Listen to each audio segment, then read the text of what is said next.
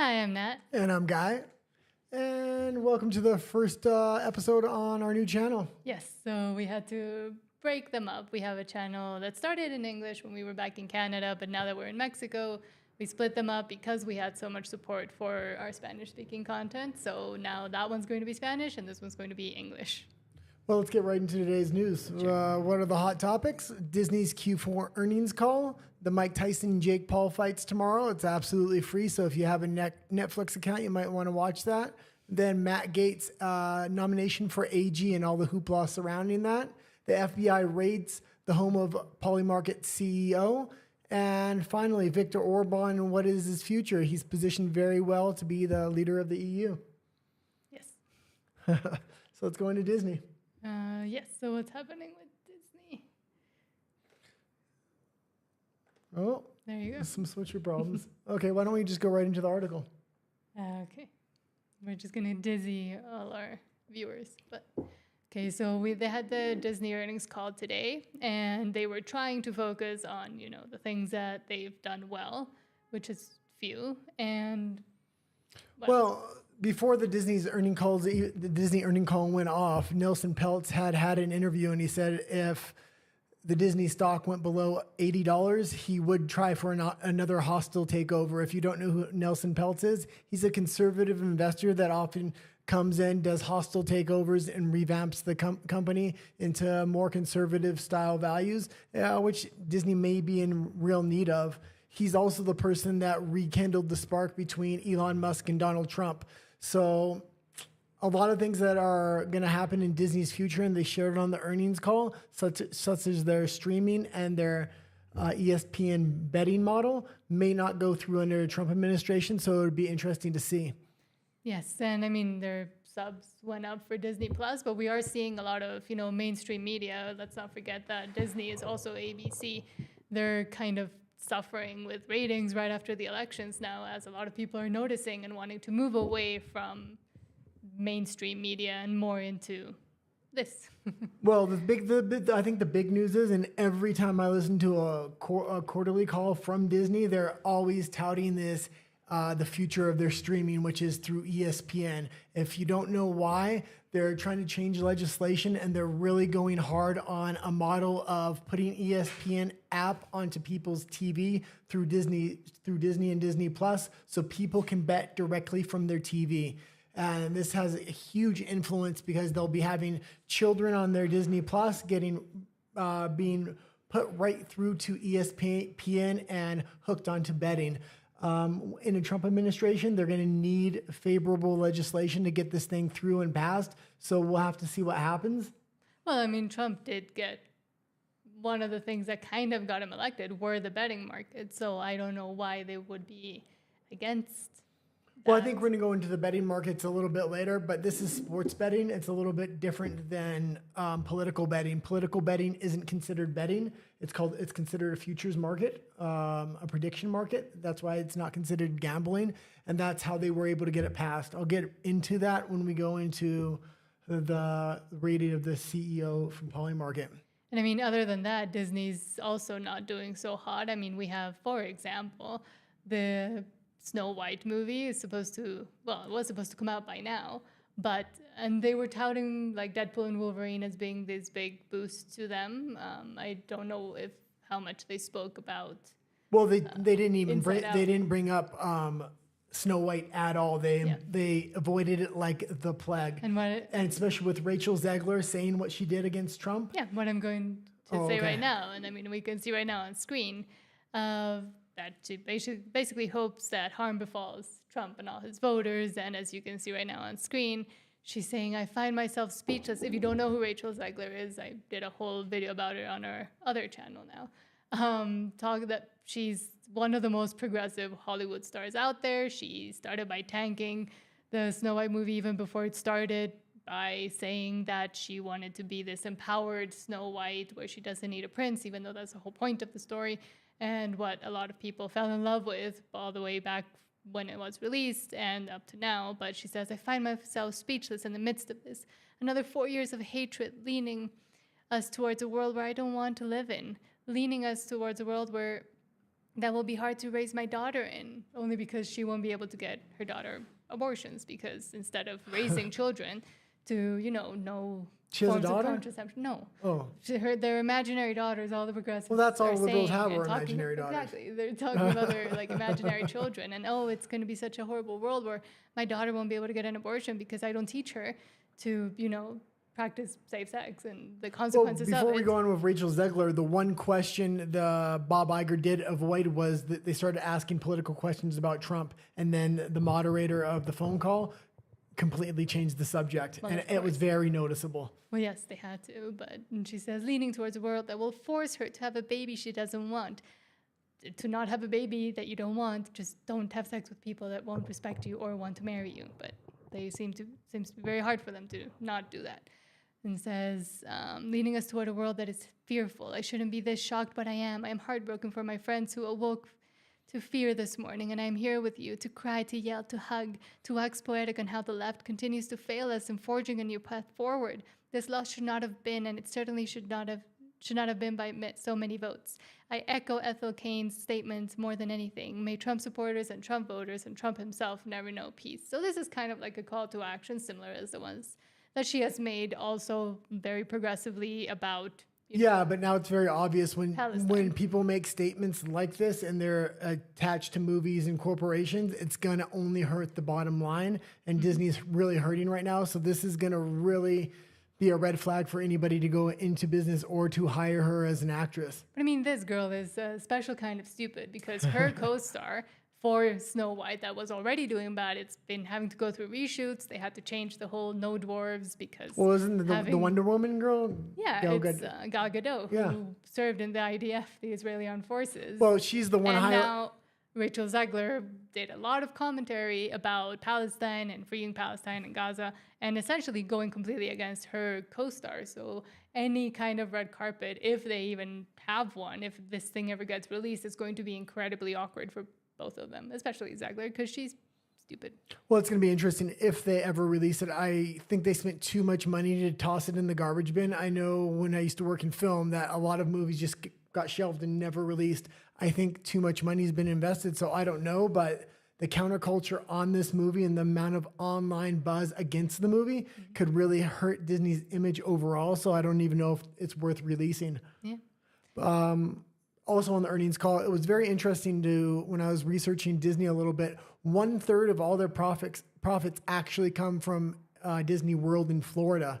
And the big thing is, with that whole Ron DeSantis thing that happened the last few years and really Disney coming out on bottom of that situation, Universal's opening are you listening? Okay, good. Well, you were talking. The dog's fine. So what If happened? the with dog them? barks, don't worry, they can hear the dog bark. So what happened? Universal's opening a park just down the street, Epic Universe. Epic Universe, and they have all the good, what do you call it? IP? IP, Intellectual property? yeah, all the good IPs. Even Yes. Netflix has been very impressed with Universal lately. The Universal movies have been doing very good on their platform, and they're contracting a lot more from the news articles that I read. But also, the state of Florida came in and asked Disney first if they wanted to help construct a train. Yeah. And they said no. And they're experts at constructing trains, Disney is. I don't know why they wouldn't. Well, Universal jumped right on it. I know. And now there's a train stop at Universal. And the funny thing is, one of Walt Disney's passions were trains. That's why there is a train and a railroad within Disney World, and within Disneyland, he had a train in his backyard. So the insult to injury, the fact that they said no to the train, even though it was one of actual Walt Disney's, core things. Values. Values. Yeah. But it's just that's how we know. Oh, sorry, I was looking at the wrong camera. That's how we know how the management of this company has been for the past years. Well, and then we have the Olympics. They tried to quote that Disneyland in France had bad output because they had lower park attendance because the Olympics was in France. That is the complete crap, if you ask me. Attendance should go up. When the Olympics goes to LA, I'm going to fully expect Disney California to have ticket sales through the roof, and then we can really compare and contrast if ticket sales go up or down during the Olympics. Yeah. the truth is Disney's not doing good. They're raising their prices, and all their profit margin is actually coming from raised ticket prices, but which is actually hurting park attendance overall. I think Universal is primed to really take advantage of the Disney struggles. And so let's move on, but still staying within entertainment. I don't watch fights. I don't care about UFC, MMA, all those things. You do. But there's like a fight between Jake Paul and Tyson. Okay, how about I MMA. take this one over because you seem so enthusiastic about this. Okay, really There's a fight between Jake Paul and Mike Tyson. It goes down tomorrow. It's a bit of a freak show fight. Mike Tyson's a lot older, and Jake Paul's basically in his prime. So it's going to be a very interesting contrast. What I'm more interested in about this fight is actually it being on Netflix. And it's absolutely free if you have a membership on Netflix, which is absolutely huge for Netflix. They're going into the live sporting space, and not just the live sporting space, but banner events, marquee events, kinds of events that get a lot of media exposure, because Disney wants to go into live sports as well with ESPN. The issue is they're not getting a lot of premier sporting events, and when they do, it's a lot of pay-per-views and things like that. So yes, the main thing is it free to watch on Netflix? It is, and this again shows the changing environment of how sports and live entertainment and even news shows are going to be consumed. And it is crazy how much a UFC fight costs usually. Well, the big talk is once ESPN is integrated with Disney Plus, they want to start charging between $50 and $70 a month for the platform, and they know sporting people will pay for it because they want to watch sports. But if you're going to charge $50 to $70 a month, and then you want to charge for a UFC pay-per-view or a boxing pay-per-view on top of that, that's an insane amount of money, and it only appeals to a very small market. So it's going to be interesting what happens. There's definitely a war within the streaming space, and Netflix is primed to take it over, especially if they are able to transition into sports. The one thing that I did find interesting, just leave the dog, don't worry about her, she can bark. The one thing I did find interesting was YouTube is not ever included in any of these streaming wars. And they're actually, the reason they're not included is because these numbers, they want to make these streaming companies look good. And if YouTube was included, they would absolutely destroy all these other streaming platforms. And YouTube TV is doing extremely well right now as well. And it'd be a little, I mean, for like content creators, like I guess us being a bit smaller, it is good that they're not included, because I feel if YouTube goes too much to pander towards the bigger name celebrities and shows and etc., it would kind of help smaller content creators, but I feel like the nature of it would make them be even more restrictive, even more careful with the advertisers. So I think it's a good thing that they're not considered like a mainstream streaming platform. Well, what I'm going to say is like, I see YouTube as the future because they have access to small content creators that grow with the platform and get better and get better and get better. And eventually you're going to have it completely streamlined into somebody that just buys a camera or has a cell phone, goes on YouTube, gets better day by day by day. Then they start doing news. They have their news shows. They garner an audience that has trust. Some of these content creators become filmmakers, stuff like that. So it's really a platform where you get paid through the educational process. It builds loyalty with the content creators and the company.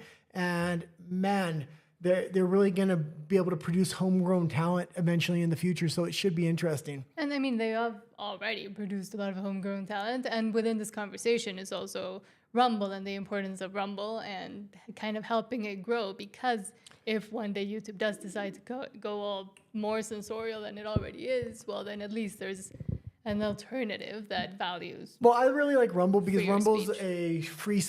a free speech platform first. So I feel like they're going to be able to corner the news market eventually because they have a whole lot less censorship. But I feel like YouTube is going to be able to really develop content creators. As far as Netflix and Disney goes, they're going to be in a tough spot later on because they're not able to develop homegrown talent. People don't want to watch unpolished products on their networks, so they have to pay a lot of money per piece of content that they have. It was also very interesting, going back to the Disney call for a quick second, that Disney was saying, oh, because we release our things in theaters first and then it goes on streaming, it's actually a lot cheaper for us to have content on Disney Plus compared to Netflix. But the truth was, Netflix only spends 15 to 20% more than Disney, and they have 3 times the amount of content. So Disney's was really trying to paint a good light on themselves, but I think they're just manipulating numbers in reality. I mean, that's what they always do. YouTube's future is looking good, especially if free speech comes back to the United States in a big way, as Trump's trying. That's only going to help Netflix. Well, not Netflix, YouTube. But and I think they're also kind of running a little bit scared now. Oh, yeah.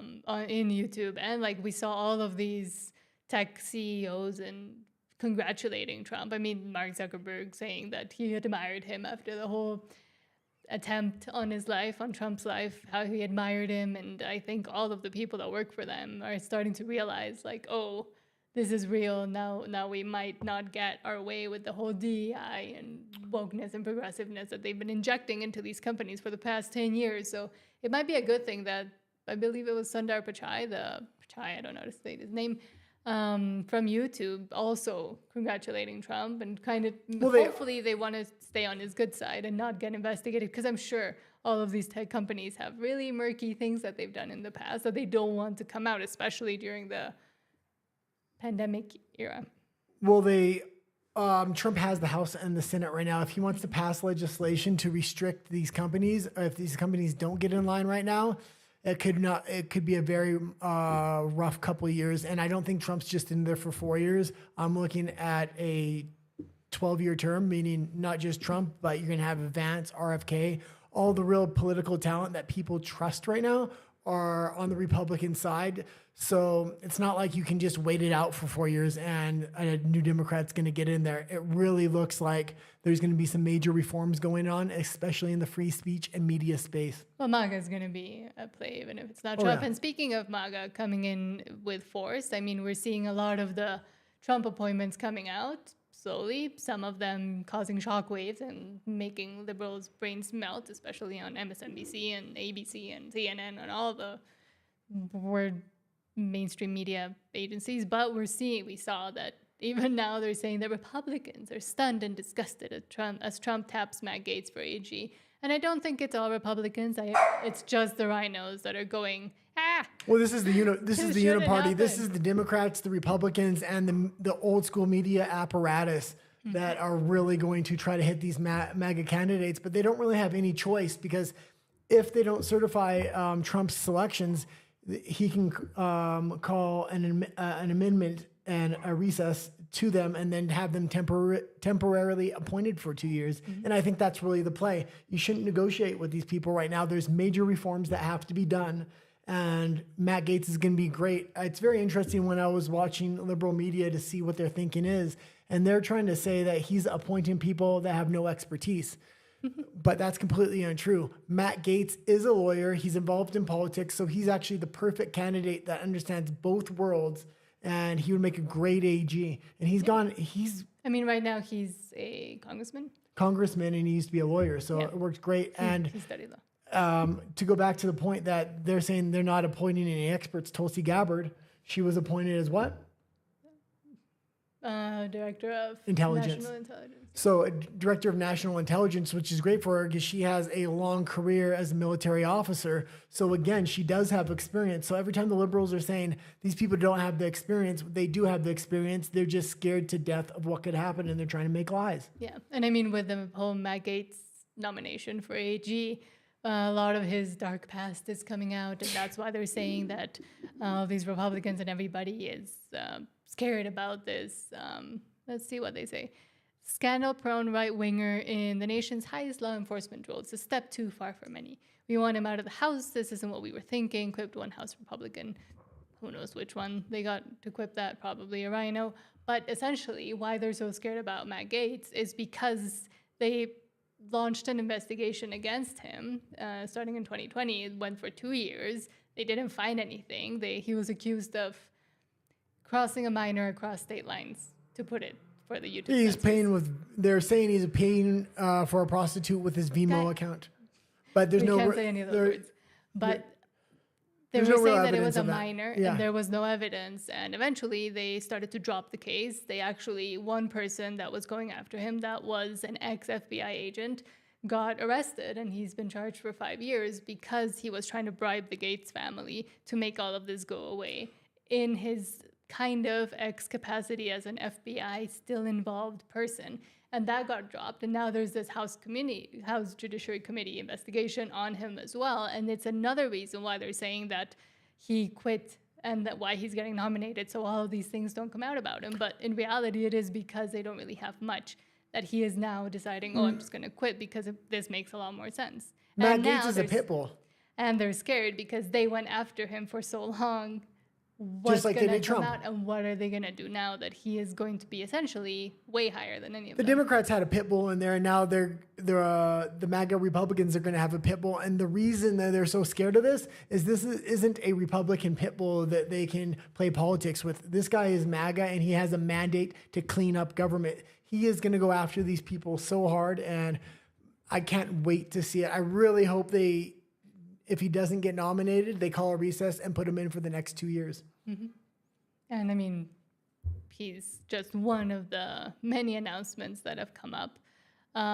It just came up, when was it? A few hours ago. Oh, yeah, RFK. Yeah, Trump picked RFK as the Department of Health and Human Services Secretary, which is what a lot of people were kind of vying and hoping for, and now it's done. I think the way Trump is doing it and has been doing all of these nominations, it's like a reality show. So he's kind of slowly, but also quickly, because it's a little bit early to be announcing all of his picks. But he's doing it, number one, to stay in the news cycle. Now that he can, he's going to want to keep staying on the news cycle because that's how he is. But also, he's kind of slowly started like trickling it with Rob Horman.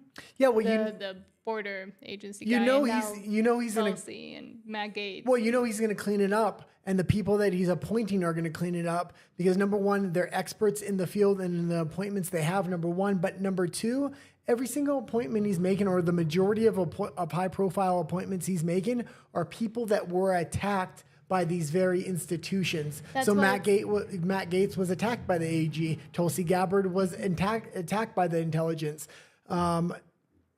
RFK has gone back and forth in court for decades with his appointment position. So yeah, and I mean the fact that now everybody's complaining and a lot of these agencies are saying, oh, they are not experts, they have no idea what they're going to do. It's because they know that they've been going after these people for so long, and now it's a poetic justice sort of appointment by the man they hate of the people that they went after, who are now going to clean house within their own house. Well, the thing is, the Democrats use these as power positions to go after the people and their political rivals. The MAGA Republicans, not so much. He's appointing people that were attacked by these institutions. So when they get in there, they're not as concerned about going after the people or the political rivals. The main mandate that they're going to want to do is make sure this doesn't happen again. So they're going to want to clean up that particular part of the institution, this is the first time we've seen this, or I've seen this in my lifetime. Yes. I don't know if it's happened before, but somewhere in some long gone century, but I'm waiting with anticipation to see what happens. Yeah, but I also think that people shouldn't get their hopes too much. My hopes are up. So Too high because one, it might take a long time for things to start like showing up and actually happening, and number two, there are going to be those that are going to try to stop all of Trump's picks and appointees, especially Gaetz when he gets. I would like to say I don't know if it's going to take a long time. Going through the interviews for Gaetz They might try to stop him. No, but like I said, they can't stop him because they can just call a recess and then he's automatically appointed. So they already have a workaround for all this because he has the House and he has the Senate. Plus, Congress is going to be put into session to pass a bunch of bills on January 3rd. Trump is put into office on January 6th, 3 days after. So there is going to be a litany of bills and also executive orders just ready for Trump to sign. So there could be major change on January 7th. Yeah, on the first day. But what I'm saying is the bigger institutional changes are going to take a little bit longer. We'll see what happens. I'm very it's hopeful. Exciting time. It's the first time I've been hopeful with government in a long time. And if this is the big thing why I wanted Trump in office, if he is able to clean up government, the best thing the United States can do is not go around the world playing world police for everybody and starting wars, but is to lead by example, clean up their own backyard. Because when I look around the world, every government around the world right now is corrupt in so many litany of ways, especially the American government. So if they can clean that up and truly make America great again by cleaning up their own backyard, they don't need to go around cleaning up other governments. Other governments will, and people will demand that their governments get cleaned up. People demanding that the government get cleaned up. And I mean, coming from Canada and now living in a pretty corrupt country, which is Mexico, I mean, this is a nice kind of surprise for the world to see, and maybe like an example exactly for the world to see, hey, this is possible, this can be done. And no, life will not disintegrate just because we're trying to get less corruption and we've seen a few other governments try this, but they haven't been able to have the consolidated power like Trump has with the House and the Senate this time. We've seen this happen in El Salvador with Bukele, and then we've seen this happen with Milei in Argentina. It's Meloni wanted to try stuff in Italy, but really she started to become a globalist because they have so much control over Italy's banking through the EU. Yeah. But with Trump renegotiating all that, she's going to have a lot of cover fire with Trump and Orban. So it's going to be interesting. And our next story, speaking of speak government. Up a little bit. I can't hear you. Our next story, speaking of government involvement. So the FBI, according to NBC News, raided the apartment of election betting site Polymarket CEO and seized its cell phone, sources say. So Shane Copeland, who is the CEO of Polymarket, which is one of the main websites that was used during the election to bet on who was going to win. A lot of people were not listening to pollsters anymore. We're listening just to the betting markets because they got it right a few times now. Well, the betting markets are becoming the true indicator of, especially the betting markets within politics are becoming the new pollsters. The betting markets are so much more accurate than traditional polls. Traditional polls are way off. They don't know what they're doing. They're completely corrupt. They're completely controlled by the left. And also, it's not just being completely controlled by the left. When they're trying to poll Trump supporters, and you put Trump supporters on terrorist watch list as a whole, anybody that's in MAGA was put on a terrorist watch list, how do you expect these people to answer? They're not going to want to answer your polls, so they can't get correct data. Exactly. But when you look at a betting market, it's people putting their money on it and what they believe, especially when you're looking at small bets that aggregate into a whole. There is $3.5 billion placed on Polymarket during the Trump election, which was very interesting. Before we get more into this story, I would like to say I really hope Robert Barnes gets better. He is always talking about Polymarket. He's on with good pollsters as well. So our thoughts and hearts go out with Robert Barnes. Yes. We want you back because Viva's just not the same without you. But going back to this Polymarket story. So apparently what happened was that Copeland, 26, he's pretty young, was home when numerous agents entered his apartment Wednesday, and he turned over his devices to authorities, the source said, adding that he has not been arrested or charged. The source is not clear whether Copeland or Polymarket are targets of an investigation. And he just got a new phone, kind of made a joke out of it. The CEO did. So, I mean, there's not a lot of information that I see here as to why. But there's a backstory on this. And the backstory on this whole thing was that the Biden administration really wanted to control the polling and the perception of the general public.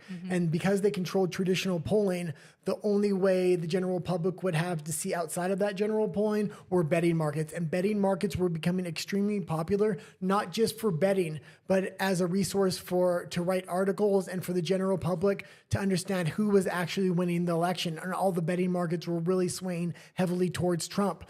So the Biden administration tried to outlaw political betting markets. They failed. And that's what allowed this Polymarket and a lot of other political markets to go through, which really swayed the general public's idea of how Trump was doing in the election. Okay.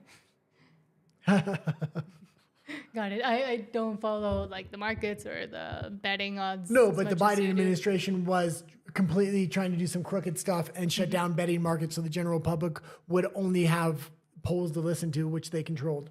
I'm just going to say, apparently it didn't. Because this is a new channel, even though we have another channel, the stream might end because we have restrictions right now as to how long it can go. We've been going for 30 minutes. I don't think it's died yet, but I don't know when it's going to die. It might die by itself. So if we don't get to the last story. Okay, well, we only have the last story left. So okay, sure. The last story, well, it's not really a story. I just was watching the Duran today, and they were talking about Viktor Orban, and he said something interesting, and it's in the land of the blind, the man that can see will be the leader. And it seems like Viktor Orban in the EU is the only man that can see. He's betted on every single winning horse over the past 4 years, and he's had nobody helping him.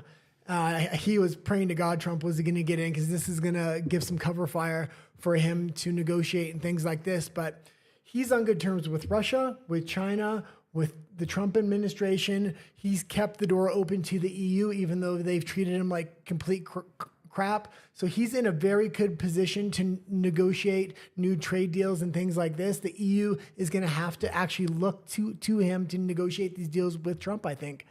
It's very interesting what's been going on with Viktor Orban. Yeah, and I mean, a lot of people do continue to call him a dictator, and the fact that he won't let people come into his government. Well, the way he played it, he played Russia on this side and the global south over here with the EU over here, and put the Hungarian people first. The EU didn't like that because they want you to do as you're told. Viktor Orban was putting the Hungarian people first, and it was good to see. Also, the EU is no longer a major geopolitical force in the world anymore. Russia is, China is, the United States is. So the EU has been really put into irrelevance, and Viktor Orban is the voice that can really help them get back by each individual country declaring sovereignty and putting their own country first rather than being an underling to these EU banks. That's the leverage that the EU uses over all these countries to get them to do what they want. If you look at the voting within the EU and NATO, they vote in unison. Same thing, even if it's not good for their own country. And this is why the people of the EU don't like the body of the EU anymore. They want what's good for their own country. And now we're seeing also what happened what happens to Europe when they don't want what's good for their own countries. And that is what's happening right now with all the riots in both France and blanking. Well, I was also going to say we have to remember this NATO pipe, the Nord Stream 2 pipeline that got blown up. Like, first it was Russia, and then I wasn't going there. But and then that was completely shown to be false, and now the U.S. and the EU are blaming it on Ukraine. Well, if Ukraine's the one that destroyed the pipeline, which destroyed the manufacturing for the EU, how are they your allies? The allies don't attack other allies. Well, what I was going to say, that has nothing to do with that, is that the EU is now noticing that by Hungary kind of protecting its own borders and wanting what's best for their own people and for their own country, well, they don't get the same kind of riots that are happening in France and Amsterdam just because an Israeli group is going to play soccer. Now their streets are burning, their trains are burning, everything is burning because they've allowed, the people that want not what's best for their country into their own country. Well, here's the thing. Hungary didn't say no immigrants can come in. No, he said exactly let's vet them. Exactly the opposite. Number one, he said let's vet them, but when the Ukrainian refugees needed to come, Hungary took every single one that wanted to come. So they were willing to take certain countries, but not other countries. When there's major ideological differences that can create major friction within the society, they need to make sure they have a police force and things that can handle that if things get out of control. They don't want to have to rely on the EU. They want to be able to deal with things internally, which really takes a lot of stress off the EU, and it's the best way to do things. Yeah, true. Okay. And now we're going to be seeing, Argentina caring about its own country, El Salvador caring about its own country, the United US States caring about its own country, Hungary. So, I mean, this might be this might be a realignment, hopefully. And I mean, coming from Canada, hopefully the conservatives learn something and keep within their storied track of now saying less immigration, it's not good, let's try to put a pause on it, this isn't helping us. Well, and with the whole climate stuff and the whole housing stuff and the whole et cetera, I mean, 2025, there's still an election that's going to be important, at least for us, which is Canada. I really do hope they win a supermajority so they can actually push things through and they can maybe follow the path of the Trump administration. I'm not sure what's going to happen because now the NDP they won the election in BC recently, which I didn't think was going to happen. So it's BC. We come from the conservatives were favored. The conservatives were favored. Some shady stuff may have happened. There were irregularities, let's say, with the way the electoral process happened in BC. But I mean, hopefully, that actually might indicate what might happen in 2025 with the electoral shenanigans. But well, I think they can prepare for that time. I think that's all for today. Yes. Okay, I'll have another. Thank you for watching us. Oh no, not yet. I have some stuff to talk to the audience about. Sure. Go ahead. I'm going to be testing another live stream on this channel a little later in an hour or two, I guess. So you'll see me on there in a different set. And now it's going to have something on the Spanish channel. Yes. So right now we're kind of testing all the live capabilities we have.